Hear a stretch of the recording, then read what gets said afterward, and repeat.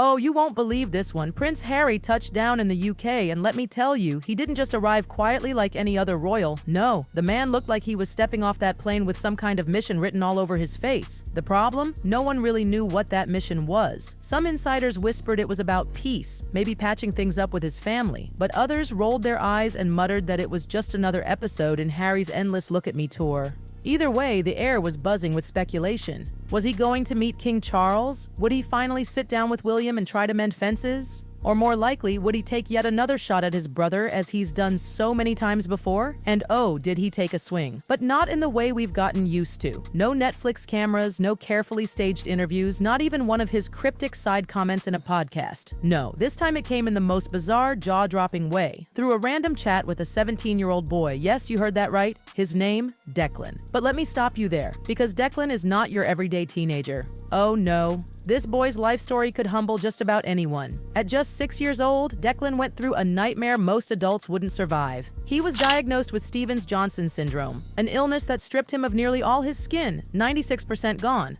along with his hair and nails. Doctors gave him only a 20% chance of survival, 20%. But against all odds, Declan lived. Not just lived, he rebuilt his entire life piece by piece. He learned to walk again, to read again, to live again. And through it all, he came out with a resilience, a grace, a kind of strength that most grown men couldn't even fake. Naturally, Declan was honored at the Wellchild Awards, a ceremony that shines the spotlight on the UK's bravest young people. That's where Harry met him, a prince meeting a warrior in a suit. Sounds dignified, right? Sounds like the perfect heartwarming story, except, brace yourself, Harry managed to somehow make it about himself. It all began when Harry tried to break the ice with a joke. Declan suffers from severe sight impairment, and Harry quipped that it was probably a good thing the boy couldn't see him, because he had ginger hair and an ugly beard. That was his opener. Imagine it. A room filled with survivors, heroes, families clinging to hope, and Harry decides to play the ugly ginger card. Sure, maybe he thought he was being cheeky. Maybe he thought it was lighthearted banter. But really, Harry? Read the room. And then it spiraled. Harry asked Declan if he had siblings. Declan, calm as ever, said yes, a younger brother, about to turn 15.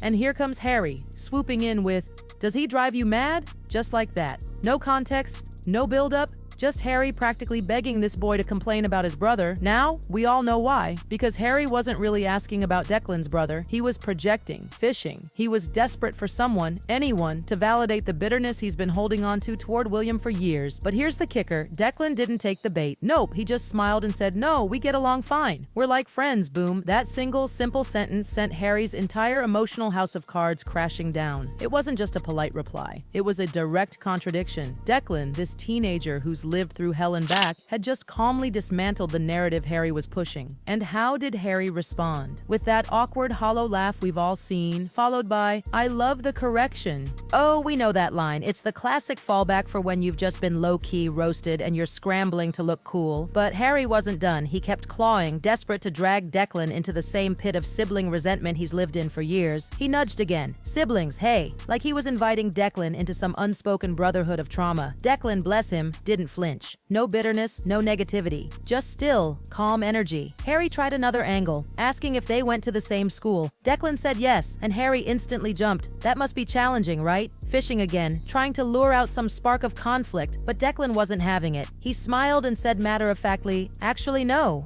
It's nice having him around. We look out for each other, and right there, that was the moment." You could almost see Harry's face freeze, confusion, discomfort, maybe even disbelief. Because here was a teenager who saw his sibling as a friend, a teammate, someone in his corner. Not a rival, not an enemy, not the villain in some royal soap opera. For Harry, a man who spent a decade painting William as the big bad wolf in his memoirs, interviews, and documentaries, it was like hearing someone say they enjoy airplane food. It simply did not compute. The silence that followed was thick. Harry had been trying to orchestrate a bonding moment, a subtle, yes, siblings are the worst, right? kind of vibe, and Declan had demolished it, not with sass, not with attitude, but with honesty. Harry scrambled, changed topics, tried to salvage the conversation by pressing on with questions about school life, but with each plain, steady answer Declan gave, it became more painfully obvious. This teenager had a stronger grip on family, loyalty, and emotional balance than a man twice his age with royal blood and more therapy bills than anyone could count. And that's when the deeper layer became clear. Harry wasn't just talking to Declan, he was searching. searching for himself. Maybe this boy's calm, grounded nature reminded Harry of who he could have been if he hadn't let bitterness drive the car all these years. Maybe hearing someone speak kindly about a sibling cut straight through the layers of resentment he'd been clinging to. Or maybe, worst of all, it hit him that he'd thrown away something priceless: William's trust. And here's the haunting irony. Prince William wasn't even there. He had nothing to do with that conversation. And yet, he was everywhere in it. Every jab Harry aimed at Declan's brother was really a shadow jab at William. Every question, does he drive you mad? That must be challenging. Siblings, right? All of it was Harry trying to relive his own pain through someone else. Therapy disguised as small talk. But Declan wasn't playing. He didn't live in that darkness. He didn't see his brother as competition. He saw him as a partner. And that contrast? Absolutely brutal.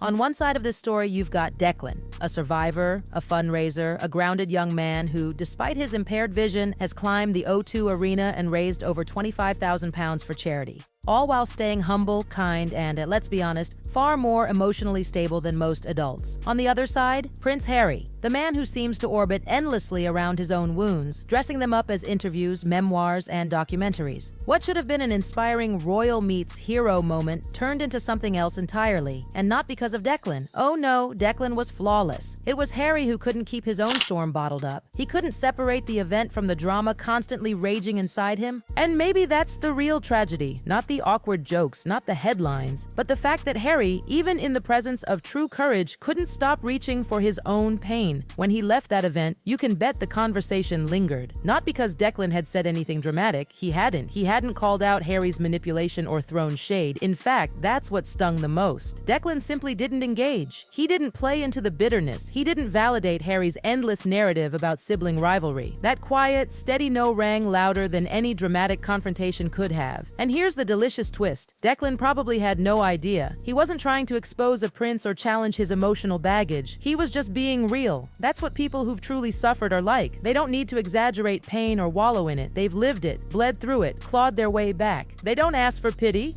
They seek peace. Harry, on the other hand, he still looked like a man turning his scars into currency. It wasn't always like this. Remember, once upon a time, Harry was the fun one, the cheeky prince, the wild card of the royals. He had charm, a sense of mischief, that relatable spark. People adored him, but somewhere along the line, he traded it all in for something darker. He cashed in on family drama, turned bitterness into a brand, and never looked back. The moment he started airing out the Windsor laundry in books, podcasts, and Netflix specials, he stopped being the lovable spare. He became the central character in an endless saga of grievances. And let's not forget, the royals he's accused over and over, they've largely stayed silent. William especially. Oh, the contrast couldn't be sharper. Even when Spare came out, filled with every bit of dirt Harry could dig up, William didn't retaliate, not once. He didn't throw public punches. He didn't clap back in interviews. He just kept moving forward. Harry, though, he's still circling the same wound, dragging it into every room he walks into.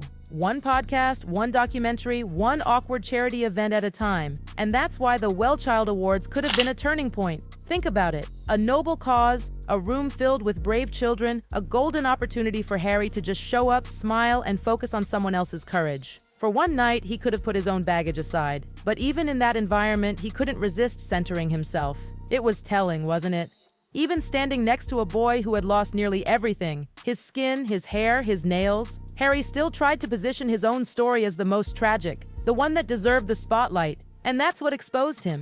Declan didn't have to say much. His life, his composure, his joy despite the odds, all of it spoke louder than Harry ever could. Declan didn't whine, didn't boast, he just was. Meanwhile, Harry, the man who once embodied cheeky, relatable charm, looked like someone still desperately performing his pain, milking it for validation. By the time Harry walked away from that little exchange, there wasn't a viral meltdown or a scandalous headline. But make no mistake, something very real had happened. Harry had been outclassed, not by a duke, not by a politician, not even by the British tabloids, but by a 17-year-old boy in a suit who had every reason to be bitter and instead chose joy. And that's the part cameras missed, the part social media won't trend. But it was real, and it cut deeper than any gossip column could. Because here's the undeniable truth. In that room full of heroes, Harry still found a way to crown himself the victim. And it showed. So there you have it, the private little moment that ended up saying everything. Harry thought he was steering the conversation, nudging Declan into validating his resentment against William. Instead, Declan gave the world a masterclass in perspective, without even trying. Harry may have walked into that room as a prince, but he walked out as something far less flattering. A man exposed by a teenager's quiet honesty.